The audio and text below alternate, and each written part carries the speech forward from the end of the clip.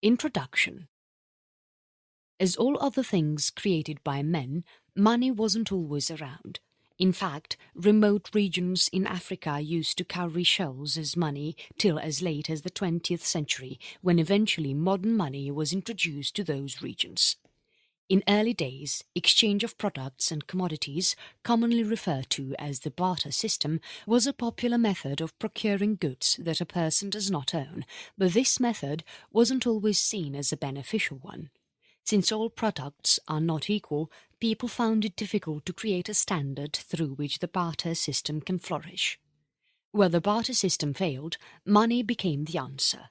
It could be standardized so that people can sell and buy a product without having to provide a product or commodity in exchange. Instead of looking for a buyer who had something that they wanted in exchange, sellers could simply sell their produce or commodities in exchange for money. It was a lot more promising than the barter system. In modern age, there is a constant demand for businesses to be able to trade easily and for consumers to enjoy the ability to buy a product or service easily. This is why money has taken more forms than coins. It is available as paper notes, credit cards, debit cards, e-transfers, contactless cards, and e-wallets. Chapter 1. A World Without Money. Adam Smith, the father of modern economics, explains the origin of money at the time when individuals began to specialize in different crafts. It meant that they had to rely on others for products and commodities which they did not own. The primary hindrance of barter system was that it required a situation where both parties wanted each other's products. Speculating that this required craftsmen to stock a particular commodity that will be wanted by others most popularly, like salt or metal, Smith explains the beginning of money. Many other anthropologists disagree to this concept of the origin of money. According to them, barter system was meant to take place between two strangers and not between people living in the same community who knew each other. In barter system, any person who has a surplus of anything of value, like grain, cattle, or livestock, can exchange that product for something of a similar value that the person wants, like a clay pot or tool. Bartering was first recorded in Egypt. While barter system is known to be one of the most probable things that may have given rise to money, anthropologist David Graeber considers that it was gift economies that led to the creation of money. Such economies were common in the early years when the first agrarian societies were established. During this period, goods and services were provided to others in the community with no agreement or exchange, and it did not imply any future expectation of rewards either. In an economy like this, the regular giving of services and products ensures that all members of the community enjoy goods and services. These are two different ways in which communities survived before money was created. The wants were either fulfilled by exchange of products in barter system or by gifting other products and services as in a gift economy. Both these ways subsequently gave rise to money because they did not provide a standard measure for providing products and services to an individual. Barter system was also limited by the fact that the individual had to find someone who wanted what he had to offer. Similarly, gift economies were limited by the fact that a person had to rely on the benevolence of others for certain products or services. In a gift economy, it is considered that there was the underlying sense of "I owe you" when a person gifted another with a product or service. So money may have first emerged as a form of credit in gift economies, and later on it would have assumed the role of a medium of exchange. Chapter 2. Emergence of Money. Barter system and gift economy gave rise to the need for a more standardized way of trading. Cattle were an early form of money, and both cattle, as well as manure produced from cattle, were seen as valuable. Fines were paid in the Roman law in the form of cows and sheep. Since cattle couldn't easily be divided, metal became a more favorable form of money. Metals could easily be transported from one place to another. It lasted longer and it could be divided easily. Using a commodity in the form of money was known as commodity money. Commodity money usually existed in situations where all other forms of money were not available or could not be trusted. Barley was used a medium of trade in Mesopotamia, where a shekel represented the weight of a certain amount of barley and worked as a currency. Another reason why commodity money evolved was the fact that the coincidence of wants did not exist all the time. For example, some vegetables do not grow throughout the year, and once the farmer harvests the vegetables, he will have to quickly find someone with whom he could barter it. If the barter is not completed in time, then the vegetables may begin to rot and will not be useful any longer. This is where the farmer will exchange the vegetables for a commodity that is more durable, and later he will use that commodity to buy things that he wants for himself. In doing so, the market becomes more liquid for other commodities. The commodities that were used in commodity money were either recognized for their durability, usefulness, design, or beauty. Parts of ancient China, Africa, and India are known to have used cowrie shells for trade. Some parts of Africa used cowrie shells as late as the 1900s as money. The American Indians used wampum, which is also a small white cylindrical shell, for money. The Japanese feudal system traded primarily in koku, which was a unit of rice. In the early British colony of New South Wales, rum was considered to be a durable commodity and became a form of commodity money. Some prisons in the United States still use cigarettes to trade things that they want. While metals were used as commodity money, precious metals were used very rarely as a currency. The earliest use of currency in commercial transactions took place in Egypt and Mesopotamia in the 3rd millennium, where gold bars were weighed and their value was established every time they were used for trade. These gold bars were not as easy to carry around. They had to be changed into something more portable. The use of gold ornaments for trading thus became popular. It was easy for traders to carry ornaments and to trade them for the things they wanted. Since wealth brings the problem of thefts and robberies, the next step for people was to find a place where wealth can be kept safely. Ancient civilizations believed temples to be the safest place. Temples were sturdy and it had strong walls. In addition to its solidarity, temples always had at least one person attending to the place. The sanctity of the place and the priest attending to the temple usually deterred thieves from trying to steal from a temple. The huge amount of wealth amassed by temples lay idle, even though there were traders in the community who were in need of money. Such a situation gave rise to money lending by the priests. With temples giving loans, the concept of banking began to take form in these ancient civilizations. In about 1100 BC, people from the Zhou dynasty in China began using small bronze replicas of commodities like cowrie shells and later knives and spades. Since the knives and spades could cut someone when a person travelled with them in the pocket, money began to take a form that was more practical, a circular form with no sharp edges. The first coins emerged in India, China, and archaic Greece.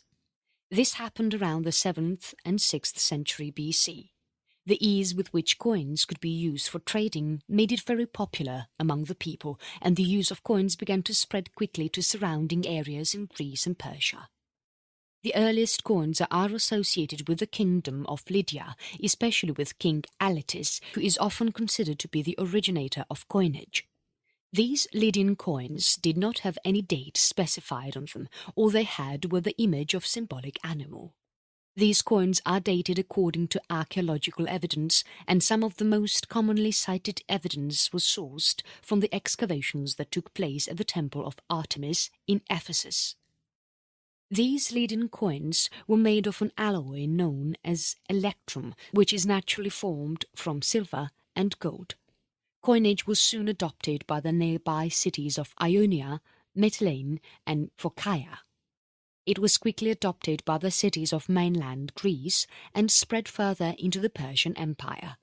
The Athenian Empire owed its power and expansion to the use of silver coinage.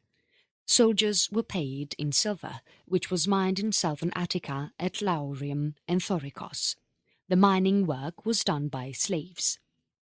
Where the craftsmen of Ephesus were striking coins, the ones in China were pouring molten bronze into molds to cast coins. Since the Chinese used a more elaborate method, they had the ability to give desired shapes to the coins. Spades, knives, and cowrie shells were picked as casts for early coins in China, but they were soon replaced for rounder coins introduced by Shi Huangdi, the first emperor of China. These coins were circular in shape and they had a square hole in the center. Trading in coins became even easier when the touchstone was discovered. The touchstone could help people check the purity of any soft metal, and it could help the person find out the total content of a metal in a lump. Since gold is a soft metal and it was considered a precious metal because of its rarity, it quickly became a popular means of trading. With the help of the touchstone, one could find out the amount of gold available in an alloy and then check the weight of gold based on the weight of the lump. The process required a standardization to make trade simpler, and this is where standard coinage was introduced. Coins began to be minted by governments in a protected place. The process involved the stamping of the coins with an emblem which guaranteed the weight and value of the metal used in the coin. The emblem gained importance because if the coin had such an emblem, it meant that it was of value.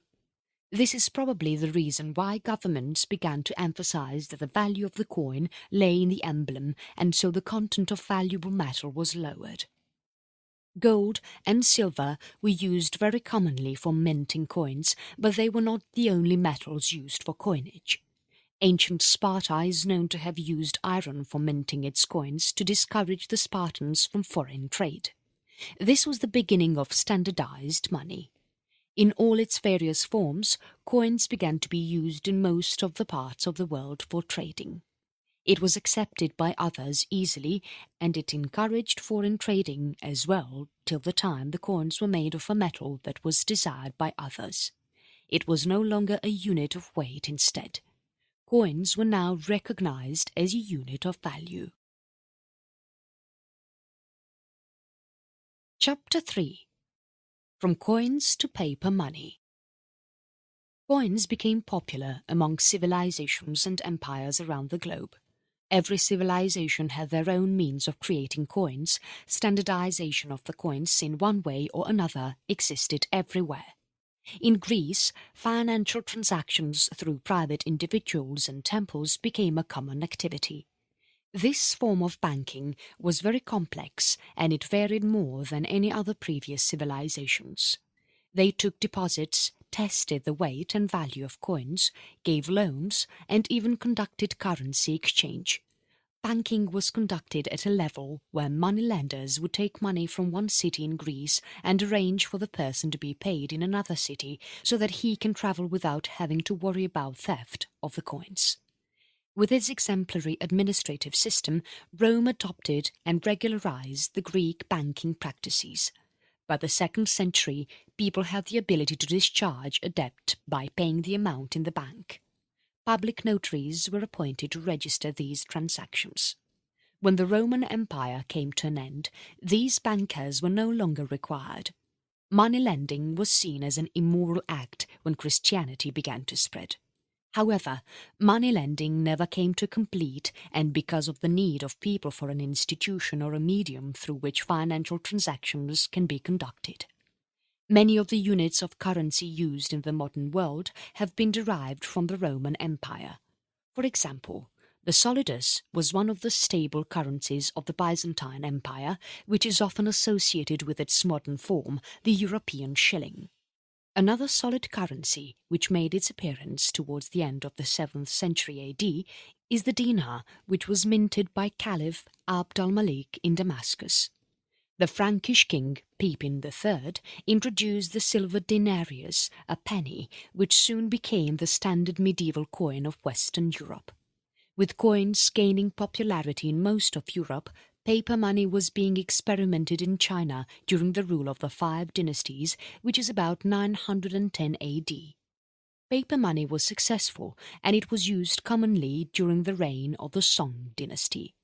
Almost 3 centuries later, renowned traveller Marco Polo finds paper currency to be one of the most astonishing things about the country. He also finds the ability to easily print money to be a thing of concern for governments, since the emperor could print as much money as he wants.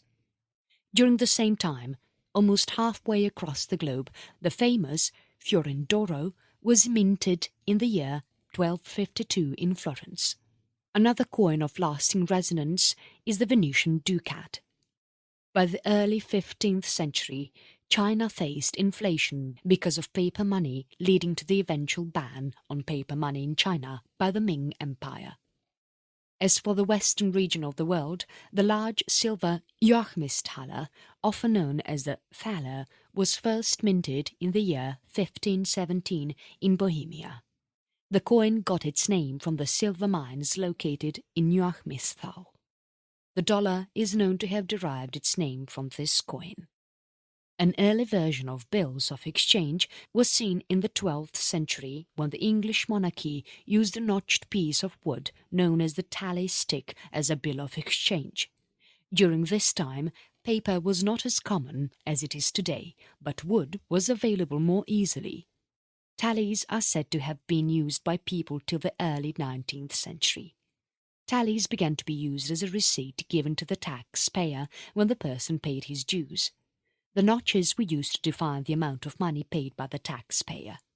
With a stronger administration and a better revenue department, the tallies were then used to denote the promise to make future tax payments by a taxpayer at a specified time in the future. A matching pair of the tally was kept with the treasury, which denoted the amount of taxes that were to be collected at a future date. When the Crown discovered that it did not have adequate funds, it began to use the tally receipts which promised future tax payments to pay its creditors, who could then use the tally to collect the tax amounts directly from the person who was assessed or to pay their own taxes to the government. As their usability began to grow, tallies were sold for gold or silver at a discount depending on the amount of time left till the tax was due for payment. Once the tallies were circulated in the market as an accepted form of money, the government realized that it could issue tallies without having to back it with a tax assessment. This created a new form of money in Europe, which was backed by the treasury and the government in England. In the 17th century, paper currency was finally introduced to Europe. But before paper money, trade bills of exchange had already begun circulating in Europe's cities. Since trade was dependent on credit for its easy expansion, trade bills of exchange were introduced as a promise by the buyer to pay the person owning the bill at a certain date in the future. Keeping the reputation of the buyer in mind and the fact that the bill had been endorsed by a reputed guarantor, the person who had the bill could take it to a merchant banker and redeem the money for a specific transaction charge before it was actually due. The best thing about these bills was that they made it easy for traders to travel without carrying lots of money with them. It reduced the chances of a robbery. The trader can deposit a certain amount of money in one town with a merchant banker and then get a bill of exchange. He would then travel with it to another town where he can exchange the bill for money. The trader can also use the bills for paying his suppliers when he buys additional products. They worked as a medium of exchange, and they were also considered a medium for storage of value. Very similar to the Greek and Roman priests that loaned money to the people, the bills of exchange were a form of trade credit which gained a lot of use for traders in Europe. These bills of exchange were used by England till the first quarter of the 19th century, when banknotes became more commonly available for the people. But before we move to organised banking, the history of money has bankers emerge in many forms, like the goldsmith bankers in England, who became financial intermediaries like the temple priests in ancient Greece, and the moneylenders who issued bills of exchange. In the early 17th century, the merchants and traders of England had a lot of wealth. They stored their wealth in the royal mint, but in 1640 King Charles I forcefully took away all the private gold from the royal mint as a loan which would be paid over a period of time. This broke the trust of the merchants, who decided to take their gold to the goldsmiths in London who had private vaults where the gold can be stored. The goldsmiths charged a fee for this service, which the traders willingly accepted. They issued a receipt with details about the quantity, quality and value of the precious metals stored in the vault. These receipts were initially non-transferable, but the goldsmiths began to realize that the gold could be loaned further to traders who were in need of it. They began to lend money on behalf of the depositor, and promissory notes were issued when gold was loaned to the people. These promissory notes denoted the amount of money that was deposited with the goldsmith. These notes gave the goldsmith explicit permission to use the money for any purpose, including advances to his customers. There was no fee or interest paid or received on such deposits. When the promissory notes were more streamlined, the goldsmiths began to use it as a transferable instrument which could change hands with the guarantee of the goldsmith to pay the person who owns it. Goldsmiths were reliable people, so there was very less chance of a default, which is why the goldsmiths were seen as the early bankers of London. In medieval Italy and Flanders, promissory notes were used by traders to avoid the risks of travelling with huge sums of money. These promissory notes were the forerunners of the modern-day banknotes. Europe's first paper currency appeared in Sweden, which is also the place where the first national bank was established. In 1656, Johann Palmstorch established the Stockholm Banco, which was a private bank that boasted of some very strong links with the state. 5 years later, in 1661, Stockholm Banco issued credit notes which could be exchanged for a specific number of silver coins. This step was taken after consulting the government, since half the profits from the bank were paid to the Royal Exchequer. The notes issued by Stockholm Banco were beautifully designed. The earliest surviving note dates from a 1666 issue, which has 8 different handwritten signatures. This established a level of trust in the notes and made them credible enough for the people to use it to buy goods.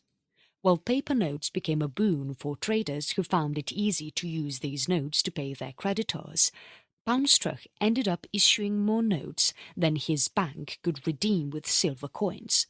The public was enraged by this, since they could not get back their promised sum of silver coins, and Palmstorch ended up facing a death penalty for fraud in 1667. Almost half a century later, John Law decided to reintroduce paper notes in Europe by establishing Banque Generale in Paris in the year 1716.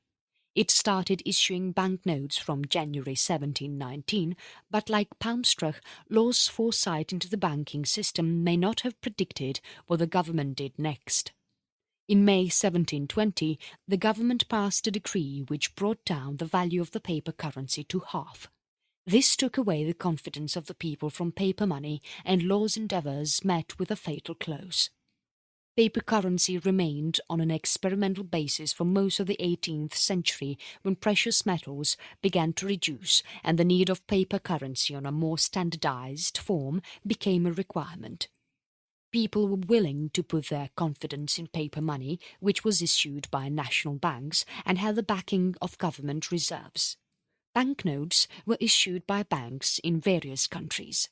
Some banknotes were accepted more widely because of the credibility of the issuing institution, but some were limited to circulation within a local area because of limited credibility of the bank issuing the notes.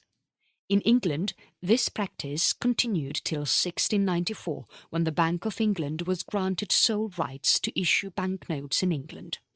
In USA, banknotes of more than 5,000 different types were issued by various banks until 1913, when the Federal Reserve Bank became the sole issuer of notes in the country. When paper money was first introduced, Many banks issued very crude forms of money which could easily be duplicated, but governments and banks learned quickly that they had to take important measures to ensure that paper money was secure enough so that duplication did not happen and the problem of counterfeit money is avoided. Techniques like special ways to cut the paper, use special designs and applying script on the inside of the banknote were some of the ways. Australia is said to have started the use of polymer instead of paper for their banknotes. Polymer has a longer life, and with the inclusion of see-through windows in the currency notes, it became difficult for a person to duplicate the currency without having expensive machinery meant especially for such purpose. A lot of countries followed Australia's technology and used it to ensure their banknotes could not be easily counterfeited. Money continues to evolve from one form to another even right now.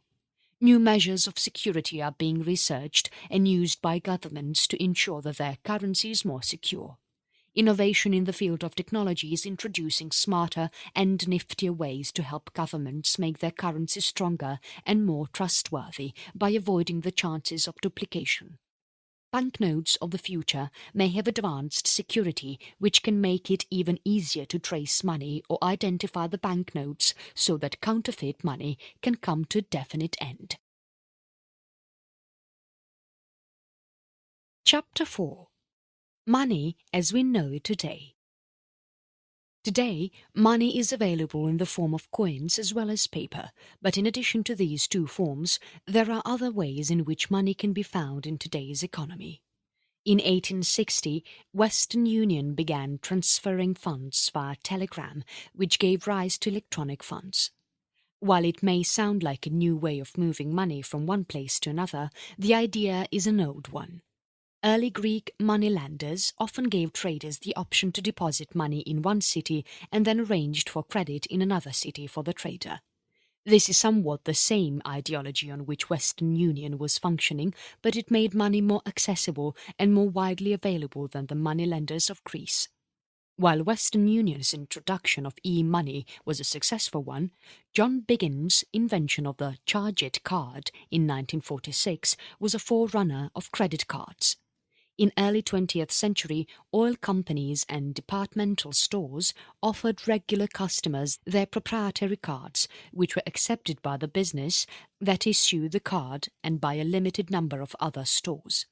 The purpose of these cards was to improve customer loyalty. John Biggins was a banker in Brooklyn who introduced the first bank card and named it Charge It. The main requirements for using this card were that the person should have an account with Biggins Bank and the purchases should be made locally. When a person used the card, the store forwarded the request to the bank, which paid the amount to the store and then redeemed the payment from the person's account. The first bank credit card made its appearance in 1951 in New York's Franklin National Bank. The credit card was offered to those